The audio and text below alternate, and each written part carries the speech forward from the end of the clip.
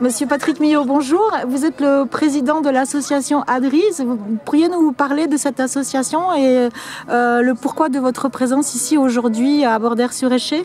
Oui, tout à fait. On s'est réunis aujourd'hui à Bordères-sur-Échet en prévision du début des travaux de la future usine qui doit voir le jour sur ce terrain, sur 5,3 hectares. Il s'agit d'une usine de tri mécano-biologique méthanisation, procédé de traitement des ordures ménagères particulièrement polluants, coûteux et peu performants. Bien, alors particulièrement polluants, c'est-à-dire, monsieur Millot? C'est-à-dire que c'est une usine qui est censée faire du compost à partir de nos ordures, compost qui devrait être distribué aux agriculteurs. Aujourd'hui, les agriculteurs n'en veulent pas parce que c'est du compost qui est toxique. Toxique parce que les ordures sont collectées en mélange. C'est une usine qui pollue parce qu'elle rejette dans l'atmosphère de l'H2S, de l'hydrogène sulfuré, à hauteur de 1068 mg par heure tous les jours de l'année.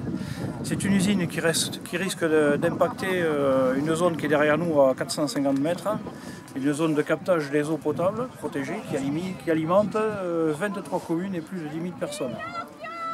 Voilà. Donc polluante, oui, et si ce compost venait à être épandu sur les terres agricoles, ça risquerait de contaminer toute la chaîne alimentaire. Très bien, et est-ce que vous avez une estimation des coûts de l'implantation de cette éventuelle usine? Alors le plan de financement qu'on a trouvé sur le site du porteur du projet date de 2013. Il est question de 58 millions d'euros. Il y a deux lignes qui sont intéressantes dans ce plan de financement. C'est une ligne subvention de l'ADEME et une ligne subvention de la région. On a pris contact avec l'ADEME, on nous a répondu, on a des écrits là-dessus. L'ADEME nous a dit qu'elle ne subventionnerait pas ce projet, donc il va leur rester 2 300 000 euros à trouver.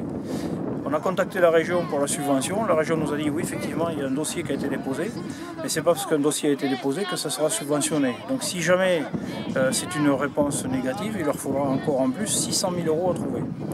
Donc 58 millions d'euros pour une usine qui va traiter grosso modo 40% des déchets entrants et renvoyer 60% des déchets à l'incinération ou à l'enfouissement. Nous, on a mieux que ça, on a des solutions alternatives à proposer qui permettraient justement de se passer de ce type d'installation. Alors, quelles seraient justement les solutions alternatives, monsieur Millot? Alors, on propose des solutions alternatives, on propose de traiter les déchets par famille. La première famille étant les déchets secs, papier, bois, carton. La deuxième famille, les fermentescibles. La troisième famille, les déchets résiduels, entre guillemets, ce dont on ne peut rien tirer, qu'on ne peut pas recycler ou remettre dans un circuit. La première partie des déchets, on propose de la traiter sur un site déjà existant et qui est propriété du porteur du projet, cette usine. Il suffirait de mettre au bout du jour cette installation et de l'améliorer. La deuxième partie des fermentescibles, on propose une usine de méthanisation simple, sans tri mécano-biologique, qui traiterait les fermentescibles collectés séparément et qui produirait et du biogaz de bonne qualité et du compost de bonne qualité que les agriculteurs prendraient. L'autre avantage, c'est que ce type d'installation pourrait cogénérer, c'est-à-dire fabriquer de l'électricité à partir du biogaz produit. Enfin, la troisième solution, mais là pour l'instant c'est encore à l'étude, on propose de la traiter par le moyen de fours oscillants, qui n'est pas l'incinération qu'on connaît actuellement, qui est de l'incinération, mais qui n'est pas du tout le même principe. On propose de traiter ça sur un autre endroit qu'ici par cette méthode. Merci monsieur Millot. Par contre, certaines personnes ici évoquent l'éventuelle construction d'un incinérateur conséquent à la construction de cette usine. Quelle est votre opinion à ce sujet?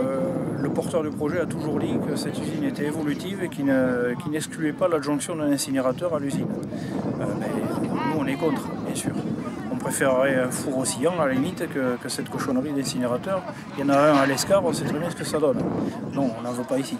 Alors quelles sont justement les conséquences pour la santé, pour l'environnement de la présence d'une telle usine et surtout d'un incinérateur, monsieur Millot?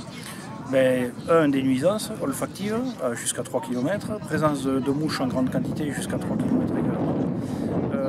Les rejets d'atmosphère, là encore il n'y a pas de distance, c'est selon les vents, avec des risques pour la santé qui sont encore pas très connus, des allergies c'est sûr, des problèmes respiratoires c'est sûr, plus d'autres qu'on ne connaît pas encore, et puis principalement la pollution des sols si ce compost était épandu sur les terrains agricoles. Très bien, nous vous remercions pour tous ces éclaircissements, monsieur Millot, et nous vous souhaitons bon courage dans la continuation de votre lutte. Merci beaucoup.